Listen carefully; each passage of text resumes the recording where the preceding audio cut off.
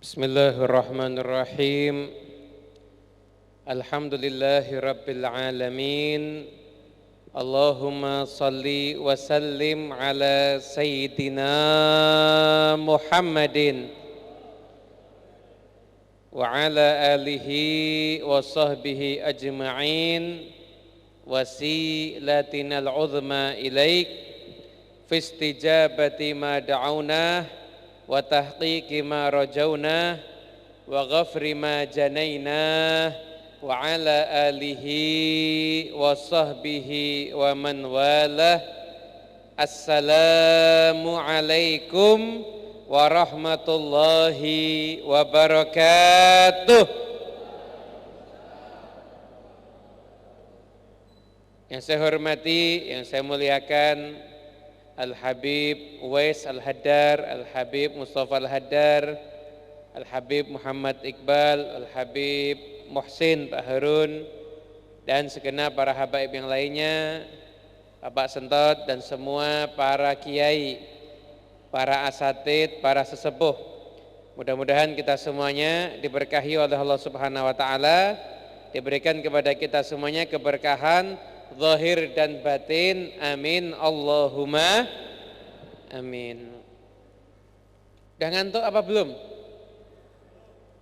Yang jawab belum cuma satu ternyata. Shallu ala Nabi Muhammad. Semoga yang selawatnya keras saya doain utangnya lunas. Baru kompak ini Beb. Loh, tadi masih ngantuk-ngantuk. Bab utang baru melek semuanya ternyata. Hadirin yang dimuliakan Allah Subhanahu wa taala, saya beberapa kali dapat pertanyaan, Habib, saya ini pengen berhenti maksiat tapi nggak bisa-bisa. Saya pengen deket sama Allah, caranya gimana? Saya tuh nggak kepengin kalau saya tuh sampai berbuat maksiat. Jawaban dari pertanyaan itu, ini terutama anak-anak muda dan umumnya juga semua orang. Siapa sih yang nggak kepengin berhenti maksiat? Kepengin kan kita? Tapi kita faktanya kita masih sering berbuat maksiat. Ini kan faktanya masih seperti itu. Kita masih sering berbuat maksiat. Makanya ayo kita semuanya malam hari ini, saya nggak mau jawab, tapi saya akan membacakan nasihat dari seseorang yang disepakati oleh para ulama. Beliau adalah kekasih Allah Subhanahu wa taala. Ulama sebagai beliau ini kekasih Allah, bahkan ulama dalam dunia keilmuan zahir menyatakan beliau itu adalah seorang mujaddid. Artinya apa? Seorang ulama yang hanya muncul 100 tahun sekali. Beliau adalah Al-Imam Qutbul Irsyad wa Ghawthil Ibad wal Bilad Al-Habib Abdullah bin Alawi Al-Haddad. Pernah baca ratib? Pernah? Nah, ini yang ngarang ratib, itu yang ngarang ratib, itu disepakati sama ulama. Ini bukan cuma wali, beliau itu pimpinannya para wali. Dan bukan hanya sekedar ulama, tapi beliau itu adalah seorang mujaddid, ulama yang level kualitas seperti beliau hanya muncul 100 tahun sekali. Apa nasihatnya? Nasihatnya penting untuk kita semuanya. Saya kalau ceramah, udah ada yang ceramah udah banyak, saya cuma membacain kitab aja biar kita semua dapat berkah ya. Kalau yang ngomong saya nggak tahu yang turun siapa, jangan-jangan yang turun jin ifrit. Tapi kalau yang ngomong wali, insya Allah yang turun kekasihnya Allah Subhanahu wa ta'ala, begitu. Ini dari tadi saya kok ngerasa posisi surbannya nggak pas. Lihat dulu ini, ya. Perlu dibenerin dikit ya. Karena mohon maaf, kalau artis itu disuruh rapi, masa ulama yang ngajarkan ilmunya Nabi nggak rapi? Kan harus rapi ya. Sallallahu Nabi Muhammad. Oh, utangnya lunas semua berarti ini insya Allah. Beliau Habib Abdullah Haddad menyatakan, Man lam yastati aw lam yanshad li fi'lil khairi kullih fala yambaghi lahu ayyatrukahu kullah. Ini cocok buat kita nih. Barang siapa yang tidak mampu atau enggak semangat mengerjakan semua kebaikan, enggak semangat dan enggak mampu mengerjakan semua kebaikan. Malam ini kita kumpul zikir, kebaikan enggak? Kebaikan. Tapi ada di antara kita yang enggak mampu zikir lama-lama. Kalau zikirnya lama, ngantuk. Ada juga di antara kita zikir semangat, tapi kalau suruh tahajud, mohon maaf, subuhnya aja telat. Benar enggak? Jadi kita ini tidak bersemangat di semua kebaikan. Nah, gimana kalau kondisi seperti itu? Beliau mengatakan apa? Fala yambaghi lahu ayyatrukahu kullah. Jangan ditinggalkan semua kebaikan. Bal yaf'alu minhu ma yastati'u wa ma yatayassaru alaih.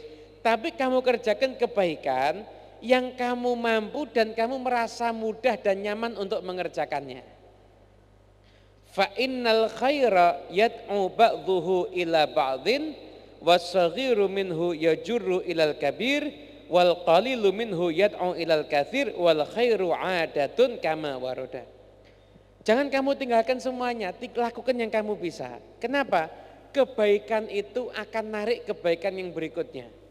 Kebaikan kecil akan narik kepada kebaikan yang besar dan terus seperti itu. Kebaikan itu harus dibiasakan dan ditradisikan sebagaimana datang riwayat tentang permasalahan itu. Saya kasih contoh ya,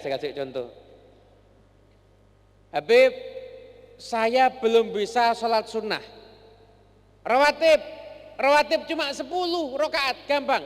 Sebelum subuh 2, sebelum zuhur, ba'da maghrib, ba'da isya. Mampu enggak? Enggak mampu. Mampunya gimana? Mampunya cuma ba'dal maghrib. Ya udah, kamu istiqomahkan ba'dal maghrib itu aja.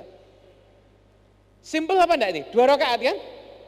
Tapi jangan disepelekan. 2 rakaat yang ba'dal maghrib kalau dia istiqomah nanti menjadikan dia bisa 2 rakaat ba'da isya, bisa 2 rakaat setelah zuhur dan lain sebagainya. Kebaikan itu kalau kecil tapi ditradisikan maka akan menarik kepada kebaikan yang besar.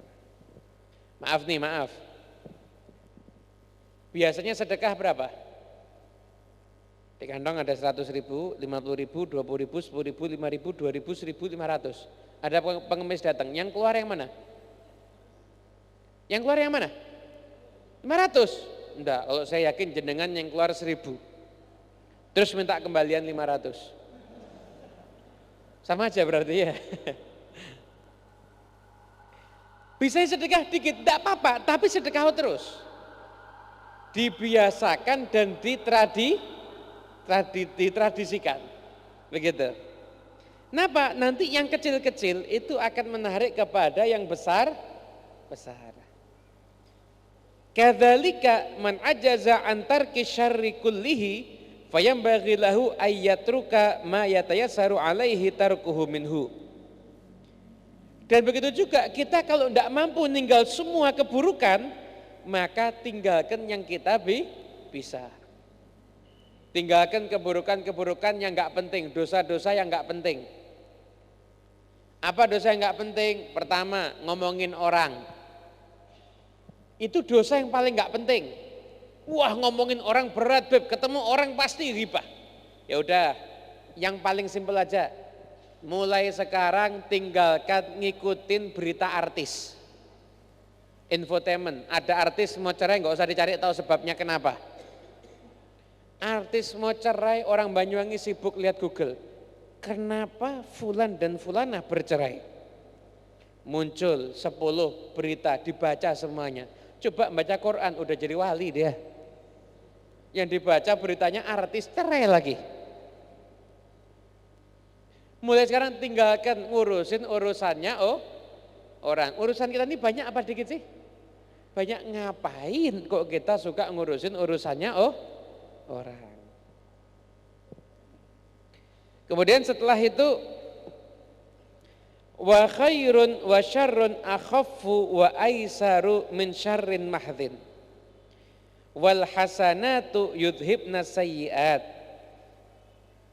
Kebaikan dan keburukan, jadi campur STMJ, sholat terus maksiat jalan.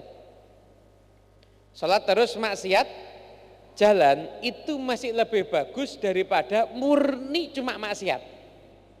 Murni hanya bermaksiat. Wal hasanatu yudhibna sayyiat. Amal-amal bagus itu bisa menghapuskan amal buruk. Sebagaimana dalam hadis, wa atbi'is sayyi'atal hasanata tamhuha. Kalau kamu berbuat keburukan, maka lanjut bayar dengan amal soleh, nanti dihapuskan. Habib, saya punya problem. Problemnya apa? Belum bisa berhenti nonton perempuan cantik. Jadi kalau sudah ada waktu lenggang, tiba-tiba lihat Instagram, lihat YouTube, Masya Allah gambarnya perempuan-perempuan yang kekurangan bahan pakaiannya. Belum bisa ninggalkan. Gimana? Ya udah, kamu bisa tinggalkan, kamu harus niat tinggalkan. Kemudian kamu niatin dalam hati, kalau sampai saya melakukan itu, saya mau iktikaf di Masjid Baitur Rahman baca 5 juz. Yakin mau ngelakoni mikir itu insya Allah. Benar apa enggak? Wa adbi'is sayyi'atal hasanata tamhuha. Sampai kepleset buat berbuat begitu, langsung masuk Masjid Baitur Rahman ngaji 5 juz. Ngaji 5 juz, kenapa? Menghapuskan dosa.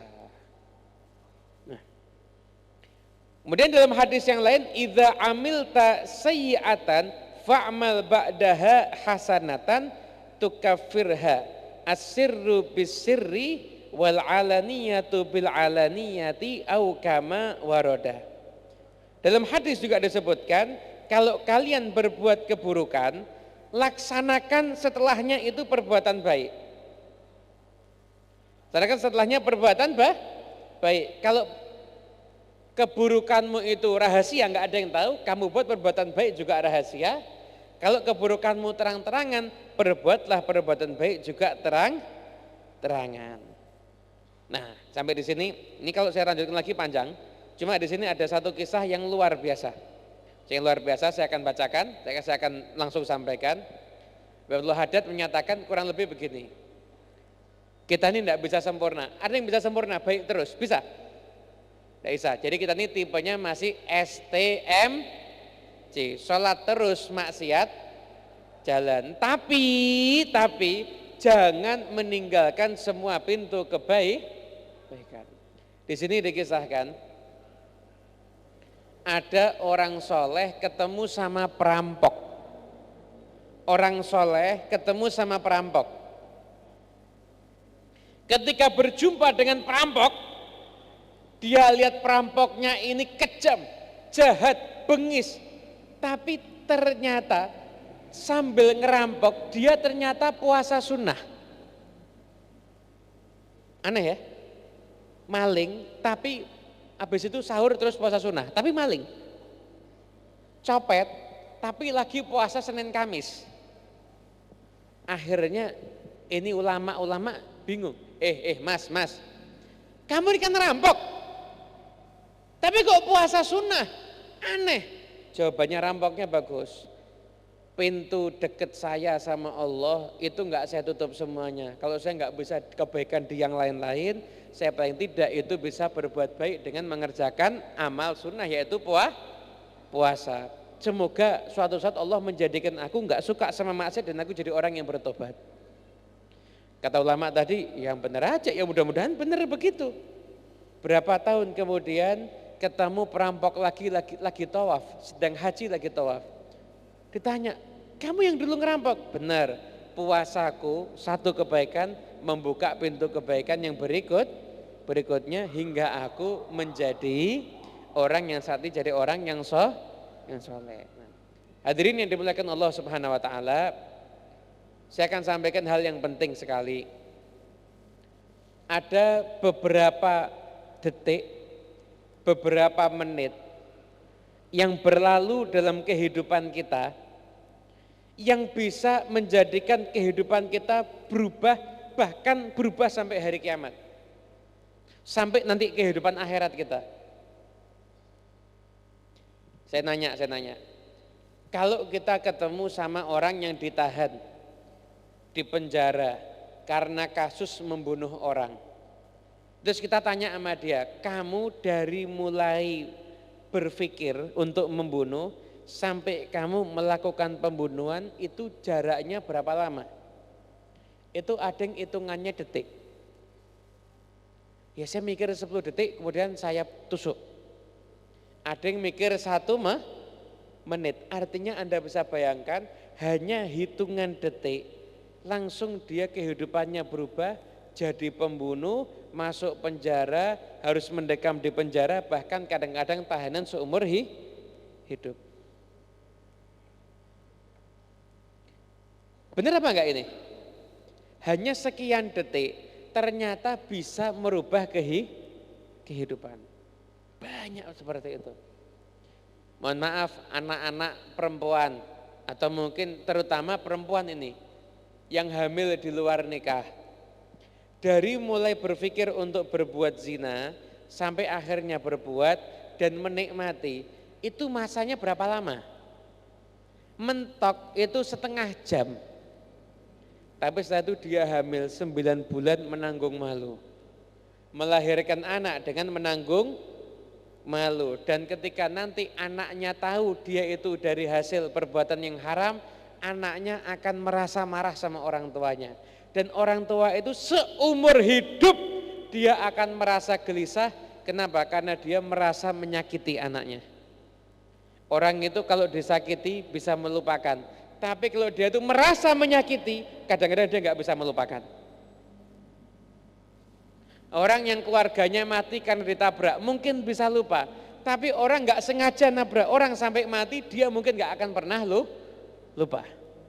Betul apa enggak? Faktanya seperti itu. Itulah keburukan itu terjadinya hanya sekian detik yang menentukan, tapi berakibat perubahan hidup di dunia sampai nanti di akhir. Kebaikan juga sama. Ada kebaikan tuh yang nilai menitnya kecil, tapi ternyata pengaruhnya luar biasa. Contoh, kita sama Allah dikasih waktu 1 hari berapa jam? 24 jam. Kita sama Allah dikasih waktu 1 hari 24 jam. Kemudian waktu untuk sholat total berapa jam? Berapa jam? Sekali sholat berapa menit sih? Total 5 menit ya?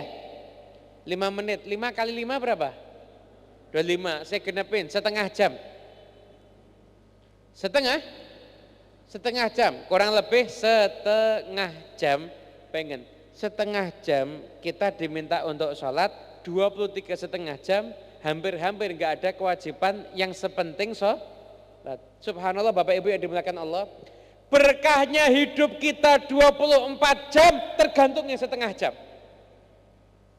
Yang setengah jam ini beres, hidup kita beres. Yang setengah jam ini berantakan, maaf. Hidupnya ya wallahu a'lam. Saya enggak mau ngomong berantakan, enggak tega saya. Tapi setengah jam aja ini beres, hidup Anda beres loh ini. Hidup kita beres karena setengah jam ini tadi. Masya Allah. Ya tapi sholatnya yang benar. Sholat yang benar nih, setengah jam aja, sehari setengah jam, jaga beneran. Beres insya Allah. Semuanya akan diberikan dapat berkah dari Allah Subhanahu wa ta'ala. Itu sholat kita, itu sholat kita. Makanya benerin sholat. Kita masih punya dosa banyak, sholatnya terusin. Nanti sholat kita tanha anil fahsya'i wal munkar. Sholatnya terusin. Habib, saya masih suka nongkrong di kafe, silahkan. Tapi malam Jumat datang pengajian hajat Baitur Rahman. Siapa tahu gara-gara pengajian hajat besok nggak suka nongkrong di kafe, nongkrongnya iktikaf di masjid. Benar apa enggak? Makanya jangan pernah menutup pintu kebaikan. Laksanakan kebaikan. Nanti insya Allah kita semuanya akan sama Allah dimudahkan, digerakkan, dilangkahkan untuk mengerjakan kebaikan-kebaikan yang berikutnya. Nah, dikatakan dalam satu hadis, inna lillahi fi ayyami dahrikum nafahat ala fata'arradu laha. Sesungguhnya di dalam hari-hari dalam kehidupan kita itu ada nafahat, anugerah-anugerah Allah yang khusus. Apa perintahnya Nabi? Fata'arradu laha, kamu hadang anugerah Allah tersebut. Kenapa? Dalam riwayat hadis katakan barang siapa yang mendapatkan rahmat itu la yashqa ba'daha abada, tidak akan celaka selama-lamanya. Bayangin coba. Gimana ngadang rahmat Allah malam Jumat nih, saatnya turun rahmat Allah. Malam Jumat disuruhnya kita ngapain? Sunahnya apa? Baca sholawat sama Nabi. Kemudian baca surat Al-Kahfi. Orang kalau membaca surat Al-Kahfi 10 ayat pertama dah paling enggak kita baca, insya Allah selamat daripada fitnahnya Dajjal. Ini sudah akhir zaman, Dajjal bentar lagi mungkin muncul. Ini sudah fitnah akhir zaman. Mungkin bentar lagi Dajjal muncul. Wallahu a'lam. Makanya bentengnya kita adalah kita membaca 10 ayat pertama surat Al-Kahfi. Saya di Solo sedang ngajak teman-teman. Sekarang yang keren bukan cuma yasinan, kahfian. Kenapa? Sudah mendekati akhir zaman. Baca surat Al-Kahfi, baca sholawat kepada Nabi. Kenapa? Siapa tahu lisan kita membaca sholawat, saat itu turun rahmat dari Allah Subhanahu wa ta'ala. Akhirnya kita semua jadi orang yang berubah, bahkan menjadi orang yang semakin baik. Amin Allahumma amin. Dulu Pak Bu semuanya yang dimuliakan Allah Subhanahu wa ta'ala, dikisahkan ada seseorang yang orang ini rentenir kerja halal apa haram? Haram, soalnya makan riba. Namanya apa? Bang Pelecit apa Bang Didil namanya? Hah? Bang apa namanya? Bang Didil ya? Pokoknya nganakkan duit. Ada rentenir waktu itu. Dikisahkan ada satu orang ulama namanya Habib Hasan bin Soleh Al-Bahar. Punya murid alim ahli fikih. 3 hari enggak muncul. Ditanya, kamu dari mana? Iya Beb, aneh Beb. Ada rentenir itu Beb, tiba-tiba datang sama saya tobat dan kepingin hartanya dipisah. Mana halal, mana haram. Mana halal, mana haram. Pengen hartanya dipisah. Ada saya hitung pakai ilmu fikih. Ini yang haram, ini yang halal, ini balikin ke orangnya, ini balikin saya atur semuanya. 3 hari baru selesai. Karena profesinya rentenir udah tahunan. Selesai 3 hari semua uangnya itu beres. Selesainya waktu zuhur, dia sholat asar, selesai sholat asar, salam langsung meninggal dunia. Kata gurunya, saya sudah yakin kalau dia bakal husnul khotimah. Loh, kok bisa? Iya, dia pernah datang satu majelis, ketika itu dia khusyuk, turun rahmatnya Allah, dan saya dibukakan sama Allah Subhanahu wa ta'ala, saya bisa lihat rahmat Allah yang turun kepada dirinya. Mulai hari itu saya yakin dia akan meninggal dalam keadaan husnul khatimah. Kita enggak tahu, siapa tahu hadirnya kita di malam hari ini menyebabkan kita nanti malam bisa mimpi jumpa dengan Nabi Muhammad. Kita enggak tahu datangnya kita di malam hari ini menyebabkan kita, anak-anak kita jadi anak-anak yang soleh insya Allah. Kita enggak tahu datangnya kita di malam hari ini ikut sholat hajat, siapa tahu pulang dari sini dibukakan pintu rezeki untuk kita semuanya. Langsung tiap tahun bisa umroh. Enggak ada yang ngamin, aminnya enggak semangat ternyata. Tiap tahun bisa umroh.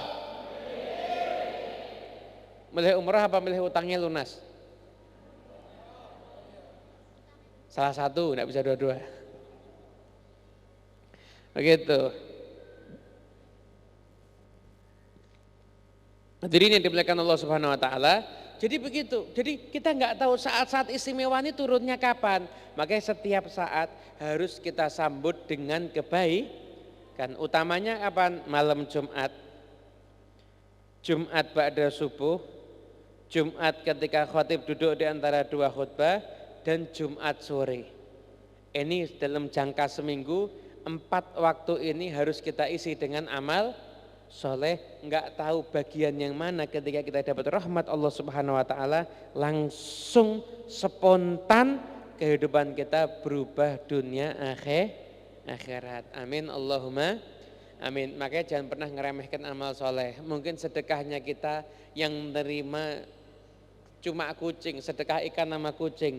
Tapi kalau itu diterima sama Allah Subhanahu Wa Taala, kehidupan kita bisa berubah dunia akhirat. Amin Allahumma amin. Pengen nggak kehidupannya berubah? Pengen. Pengen nggak hidupnya senang? Pengen nggak hidupnya berkah? Pengen. Nah, terakhir saya kasih ijazah amalan ya. Saya pernah membaca satu hadis, ada diriwayatkan oleh Imam Al-Hafidz As-Sakhawi dan Ibn Hajar dalam kitabnya Ad-Durrul Mamdud. Yaitu Nabi Muhammad SAW bersabda, barang siapa yang setelah subuh dan maghrib membaca sholawat kepadaku 100 kali sebelum dia bicara, maka Allah akan mengabulkan 100 hajatnya. Yang 30 disegerakan di dunia, yang 70 disimpan buat di akhirat. Wah, sahabat nanya, ya Rasulullah cara sholawatnya gimana? Gampang, baca ayatnya. Innallaha wa malaikatahu yusholluna 'alan nabi ya ayyuhalladzina amanu shollu 'alaihi wa sallimu 5. Kemudian baca Allahumma sholli 'ala Muhammad 100 kali. Saya nyampaikan itu. Ternyata di YouTube dipotong orang, viral. Di YouTube dipotong orang, viral. Banyak yang nonton, tiba-tiba banyak yang masuk WhatsApp. Habib terima kasih, saya punya hutang gak lunas-lunas, saya ngamalkan sholawat langsung lunas. Bener, Habib ada lagi ustadz dikeluarkan dari pondok, dia bingung, santrinya ikut dia semuanya. Tinggal di rumah kontrakan kecil, hidupnya pas-pasan. Lihat video itu ngamalkan 4 hari, langsung datang orang ngasih tanah 4.000 meter dibangunkan pondok sak rumahnya sekalian. Sak rumahnya sekalian dibangunkan. Bukan karena saya, ini karena sholawat kepada Nabi Muhammad SAW. Yang lebih top juga ada amalan sholawat ini. Tadi itu kan hajat kabul kan. Ini ada lagi amalan sholawat, kalau jenengan baca sholawat ini, insya Allah besok nggak usah kerja, berasnya datang sendiri. Mau enggak? Besok enggak usah kerja, berasnya datang sendiri. Tapi jangan dicatat ya, harus dihafalkan nih. Sudah siap? Siap menerima amalan? Siap. Jadi ngamalkan, besok enggak kerja, berasnya datang sendiri. Nanti malam sebelum tidur baca sholawat 1000 kali tanpa nafas. Insya Allah besok enggak usah kerja lagi. Nanti berasnya datang sendiri insya Allah ya. Bentar, omongan saya keliru tak ini? Keliru tak? Enggak kan? Bener kan? Alhamdulillah, selamat mengamalkan. Selingan biar gak ngantuk, karena tadi kan ada sholat hajat, ada sholat hajat. Jadi sholawat tadi itu kalau diamalkan insya Allah hidupnya berkah. Dan insya Allah hadirin yang dimuliakan Allah Subhanahu Wa Taala, kita semua masih punya dosa, tapi kita harus punya pintu hubungan kita sama Allah. Pintu itu yang kita buka terus. Lazimi. Apa? Oh yang 100 kali. 100 kali minta diulang lagi. Jadi hadis riwayat Imam Ibn Hajar ngeriwayatin dalam kitabnya Al-Hafidz As-Sakhawi juga meriwayatkan. Nabi bersabda, barang siapa yang sholawat kepadaku selesai sholat maghrib dan isya sebelum bicara 100 kali, Allah akan kabulkan 100 hajatnya, yang 30 disegerakan di dunia, yang 70 disimpan untuk di akhirat. Sahabat tanya, ya Rasulullah cara sholawatnya gimana? Caranya baca ayatnya, innallaha wa malaikatahu yusholluna 'alan nabi ya ayyuhalladzina amanu shollu 'alaihi wa sallimu taslima. Baca itu. Satu kali ayatnya, kemudian Allahumma sholli ala Muhammad, Allahumma sholli ala Muhammad sebanyak 100 kali. Baca itu. Banyak 100 kali. Insya Allah nanti hajat-hajatnya dikabulkan oleh Allah Subhanahu wa ta'ala. Kira-kira baca selawat 100 kali perlu waktu berapa menit? 5 atau 10?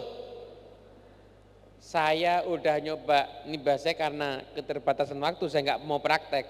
Saya coba, saya praktekin di beberapa pengajian, saya suruh ngitung pakai stopwatch. Nggak sampai 2 menit. Nggak sampai 2. Habib kalau selawatnya itu cepat nanti takutnya nggak khusyuk. Kata siapa nggak khusyuk? Yang senang khusyuk cepat silahkan cepat, yang senang pelan ya silahkan khusyuk itu cepat itu bisa khusyuk. Mau tahu buktinya? Pembalap kalau tambah cepat tambah khusyuk.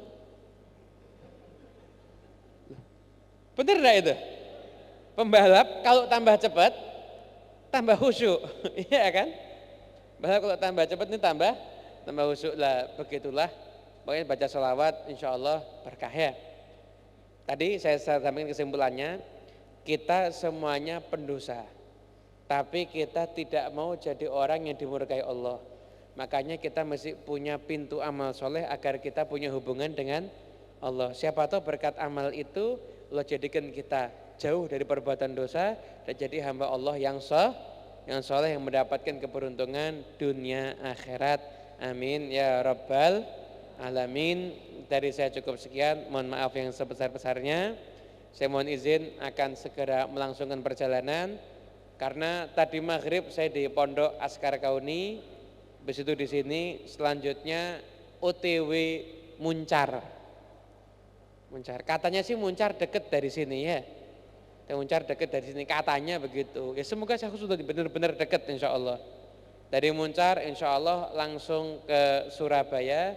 Dari Surabaya saya itu langsung kembali ke Solo. Dan insya Allah majelis ini di salat hajat berkah dan saya minta doa khususnya pada para habaib, doakan kami agar kami bisa menjadi orang-orang yang hidupnya selamat dan manfaat dunia akhirat. Semoga berberkah dan manfaat. Wa'alafu minkum wallahu muwaffiq ila aqwamit thoriq. Wassalamualaikum warahmatullahi wabarakatuh.